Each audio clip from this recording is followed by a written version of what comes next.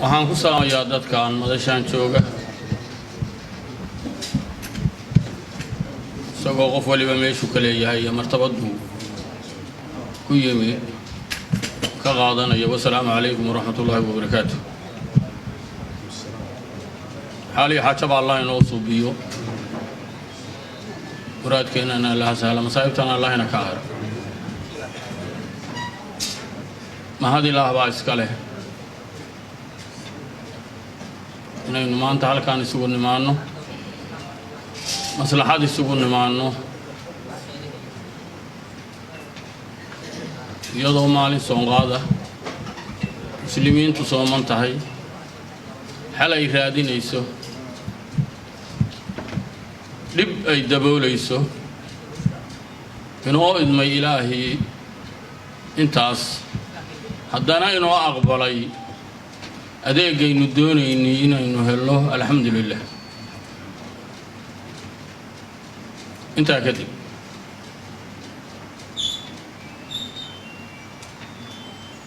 soomaalidu waxay tiraahdaa baadida dawadeedu waa la hel. hoo meel doonaysaa la yaa hadal wax ma taro, meel hadal doonaysaana hoo wax ma tarto. sidii raggii iga horreeyay u sheegeen, isimadii, cuqaashii, culimmadii ay u sheegeen, waxaa meesha ka yeeray oo go'aanka ah waa la qaatay. anigoo sidii isimadu u sheegeenba u hadlaya galaha ama labada guri ama Puntland, sababto ay ku tahay inta tani in badan oo deegaan arrinta u danaynaysa oo islaamtinimo u danaynaysa ayaa dhegaysanaysa oo leh maxaa ka soo baxay. in badan baa danaynaysa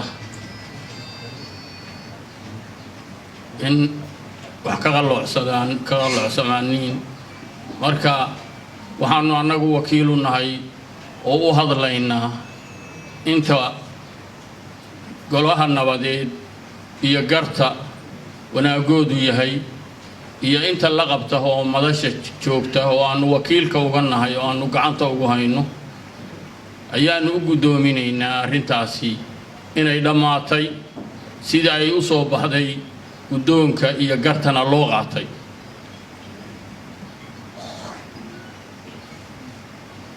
inta haddaan ka gudbo,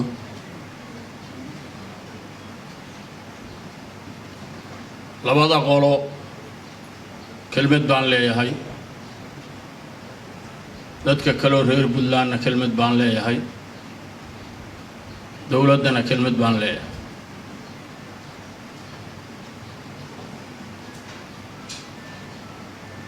labada qolo kelmad baan leeyahay.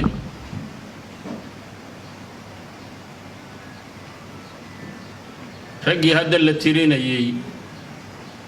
oo dhintay 40 baa wax ka dhimanaayeen. maalintii dagaalkaasi dhaceen waa noolaayeen.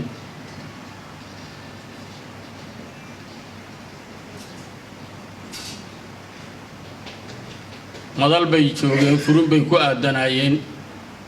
gargar bay lahaayeen, garajoog bay lahaayeen, duunyay dhaqayeen, diin bay faraha ku hayeen, dad bay dhalayeen.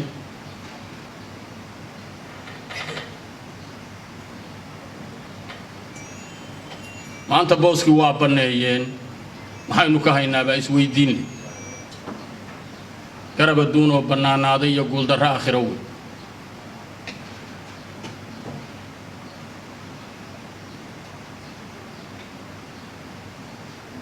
waxaan idinkula ballamayaa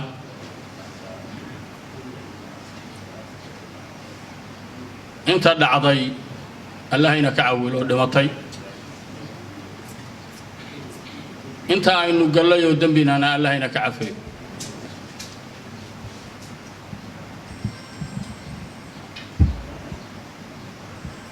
qorigii keligii ma belbelo,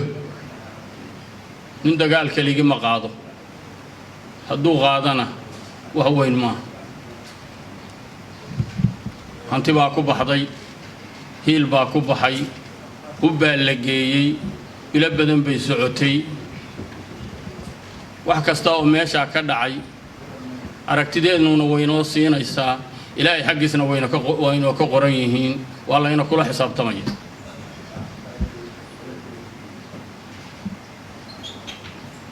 waxaan leeyahay marka sidii raggii dhintay cawilkood loo keeni lahaa kuwa dhaawacmay loo booga dhayi lahaa tacabkii dhumay loo dhaqi lahaa taladeeda loo baahan yahay ee si kuwii hore wax loogu dari lahaa khasaaradeeda waynu soo aragnay iyo awalkeeda iyo aakhirkeeda yaynaan ku noqon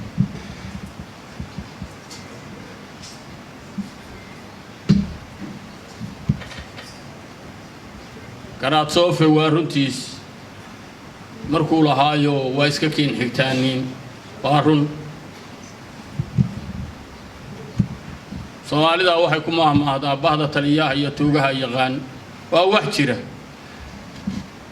laakiin inta maxamed ugaar iyo bahdu bays iyo xasan ugaas iyo siiqaaniin uma aqaan anigoo kulligood isinkoodii say isu yaqaaniin uma aqaan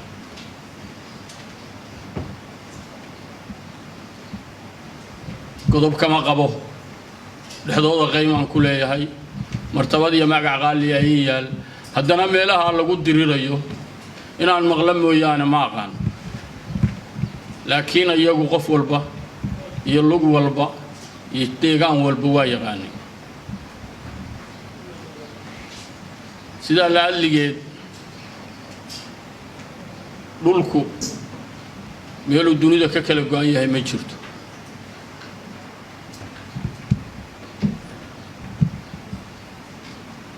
waxaa laydinka doonayaa marka sigatay mase quban inay arrintu noqoto laga bilaabo saacadaas wixii dhacay la ilaawo wixii dhimanna loo gudbo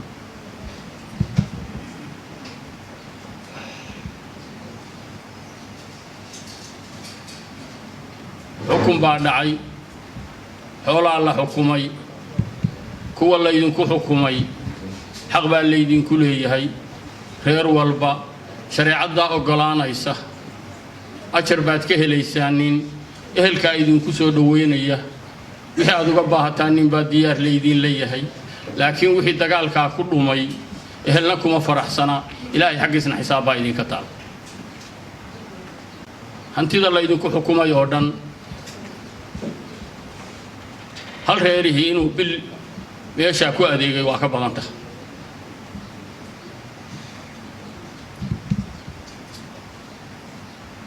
sida laaligeed waxa la idinka doonayaa hantida meesha ka soo baxday iyo hadalka meesha ka yeeray iyo hawraarta ka dhacday weeye tanguushu ku jirto waxaan idinka gaar idin kala ballamaynaa oo idinku adkaynaynaa inta hoyga wada degan hantida wada cunaysa harka wada harsanaysa hiilka isu xigtaatihiin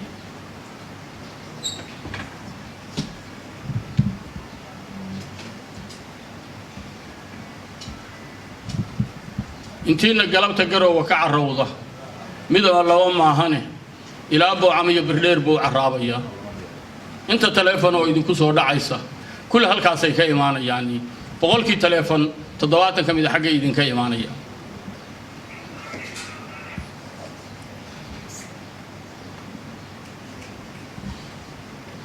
saas baa laaligeeda waxa la idinka doonayaa inaad ka samirtaaniin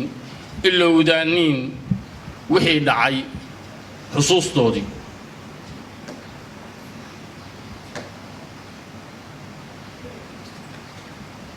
taamidaasaan leeyahay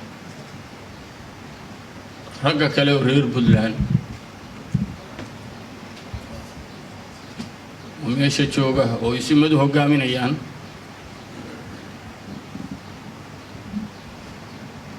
soomaalida tiraahdo war waa layna daba dhigayo ducaalo duhur ma jooga soomaali aqligeedii iyo cilmigeedii iyo tabarteedii iyo taladeedii diliin bay noqotay wuxuun dil waxaan ahayn oo ay haleelayso ama ka hadlayso ama u hiilinayso ma jiro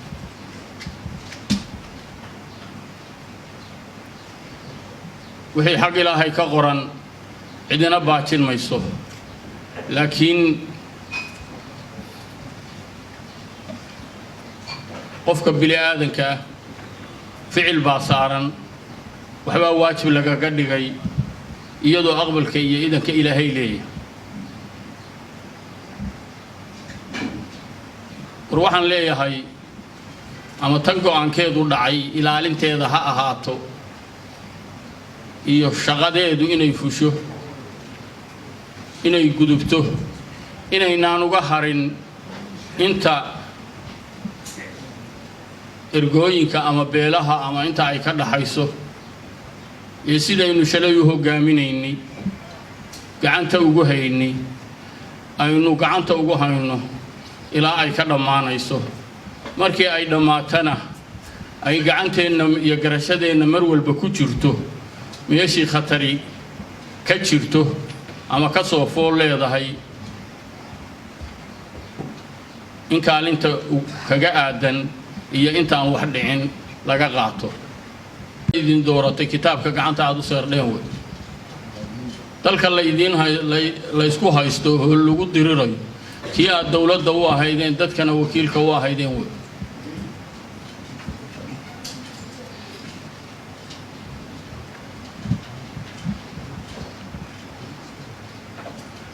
in dadku islaayo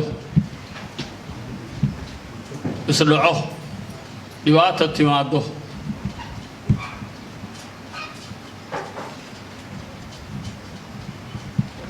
waxa weeye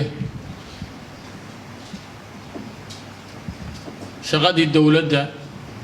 loo igmaday oo meesha ka maqan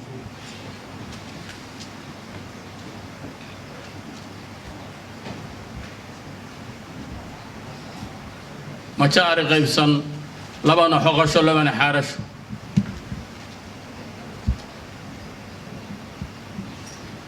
haddii dawlad la yidhaahdo muxuu dalka ku leeyahay shaqadiisu haddii isin la yidhaahdo muxuu leeyahay haddii caaqil la yidhaahdo muxuu leeyahay haddii shiikh la yidhaahdo muxuu leeyahay iyo bulshada inteeda kaleba ceereenka laba ku qaybsatay bisaylka iskuma cawrido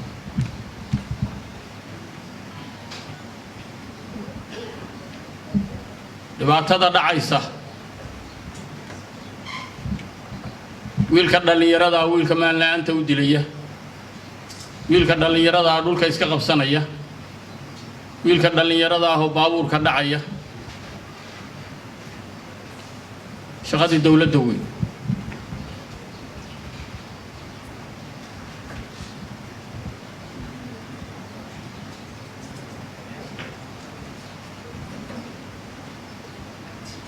adeega dayacani idin xaman maayo waad joogtaan madaxweynuhu waa joogaa adeega dayacani kiini weyn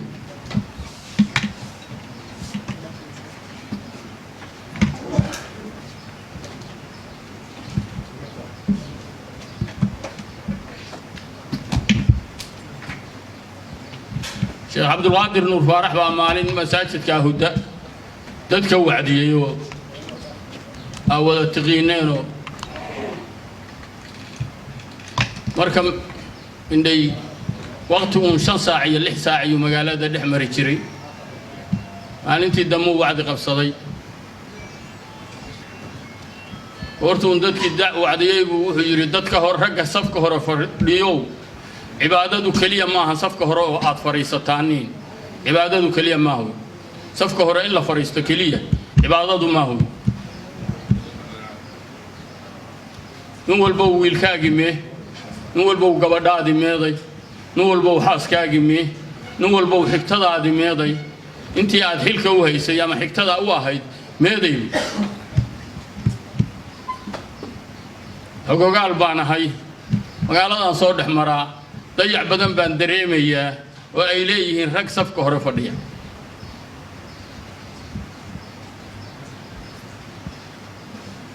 dawladay marka dawladnimadu ma ahan magac yeera ma ahan diyaan dhaliil leeyahay dawladdu inay ii sheegto oo dadweynuhu ii sheego diyaar baan u ahay inaan qaatana waa jeclahay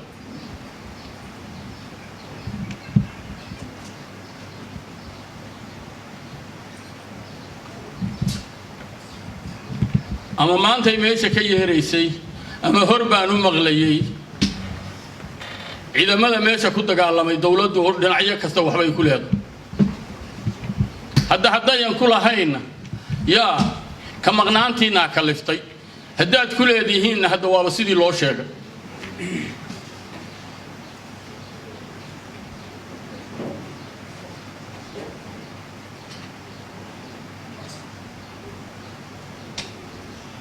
iyadoo aan qofna dhiman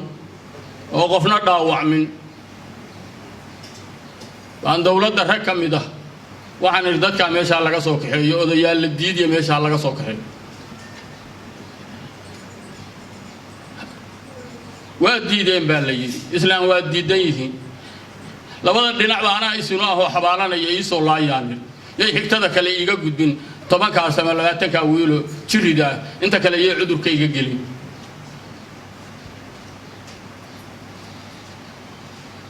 nin kale marka maanta isinu ma ahidkeeyo waa xabaalan laha xuquuqna haddaan rabo waa bixin laha xaaladdu maanta meeshay tagtay ma tagteen intaasina iga dhimateen shantii ama lixdii fiidmadaa lahayd baa dhiman lahayd haddii dawladdu garashadeeda ay fahmi lahayd ama go'aankaanu nira ay qaadan lahayd sigatay ma saqoban intaas waa canaantii ka gudub ajigayo tagta daayo timidowho kasoo gudub intaasoo dhan waa ka nimi intaasoo dhan marka maanta maxay taagan tahay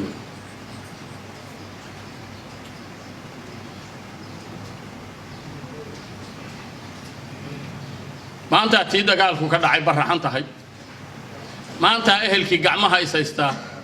maanta guushi iyo dawadii la wada qaatay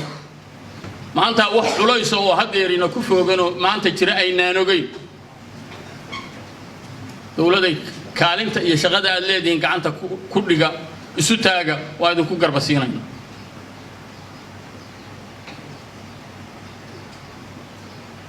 sida go'aankaani u fuli lahaa u guulaysan lahaa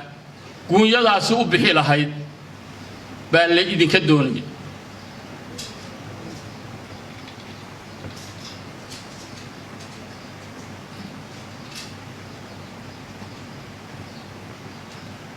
odayaashu waxay sheegeen kumbuyuutarka wuxuu ku jira inaan dawladina la ogeyn qabiilooyina la ogeyn isimana la ogeyn waa runtood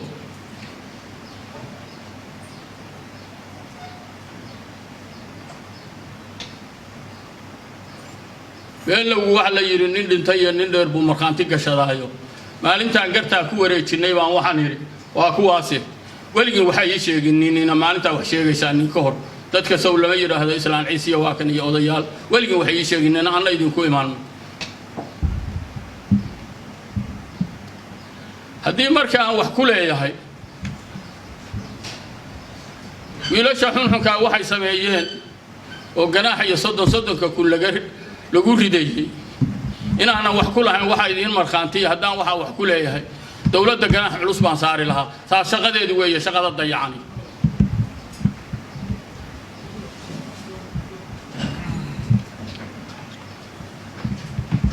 yaa loo arag dawladda inaan diidana dawladdu waxa ay leedahay inay qabataan raba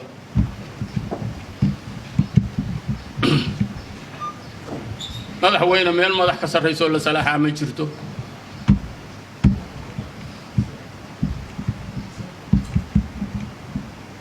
maanta meeshaanadaa jooga xarafkaas yaa naqay xaajadaas yaa galay xaliyaa la joogtana Soomaalida tiraa inta haad hor u lahayd qabashadeedii iyo inta haatan xukunku ku yimi qaadashadeedii iyo inta kale kaalinta kaaga aadan baa laga doonaya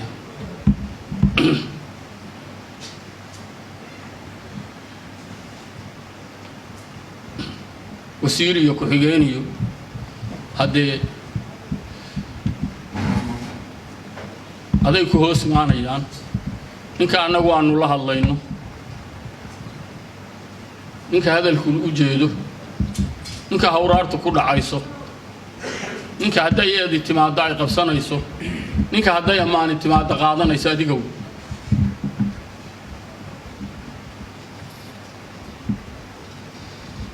day wasiiradaadu ku wuxuu yihiin iyo hadday ku fiican yihiin iyo hadaa wuxuu diraysid hadaa iska daynaysid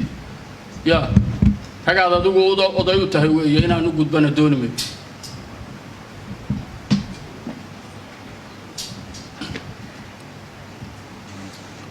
waxaan leeyahay marka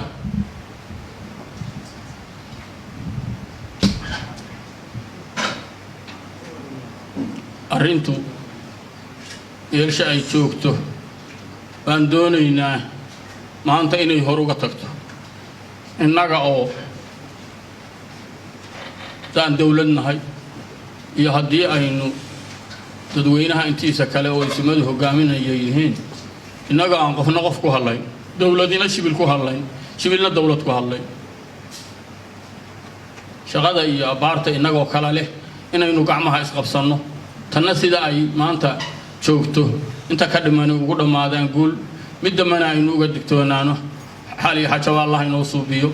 muraadkeennana Allah salaam masaa'ibtana Allah ina ka heeraaro qof kasta oo arrinta tan u soo qumay aad iyo aad buu mahadsan yahay waqti ku dhumiyay hanti ku dhumiyay hadal ku dhumiyay day dawlad tahay haday gudi tahay haday odayaal iyo isma tahay aad iyo aad baad u mahadsantihiin ayaanta ayaamul khayr Allah inoo ka dhigo allowdeena iyo aaminta malaa'ikta Allah is waafajiyo dhibaatooyinka ina hayso colka iyo abaarta iyo cudurka Ilaahayna ka nabadgeliyo arrinta aynu isugu nimiyo maslaxadaana Allah inoo qaado inta dhimatay Allah ugu naxariisto inta ku dhaawacantay Allah ugu booreeyo inta ku kala dhuntay Allah isugu soo dhaweeyo inta abshirteeda rabaa Allah uu waafajiyo Allah uu aqbalo inta xumaheeda rabaa Allah soo hanuunsho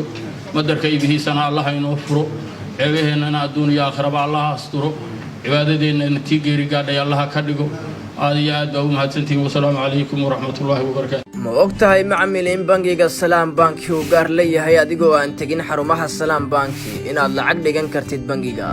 haddaba macmiil si aad akoonkaaga lacag u dhigatid falna raac tilmaamaha soo socda garaac xidig 886 xidig akoonkaaga bangiga Salaam xidig lacagta aad dirayso kadibna afar gees ku qor macluumaadkaaga faahfaahinta lacagta aad dhigaysid si aad u hesho tixraaca geli lambar sireedkaaga sahalka si aad u dhigatid lacagta wow macmiil waad ku guulaysatay inaad dhigato lacag akoonkaaga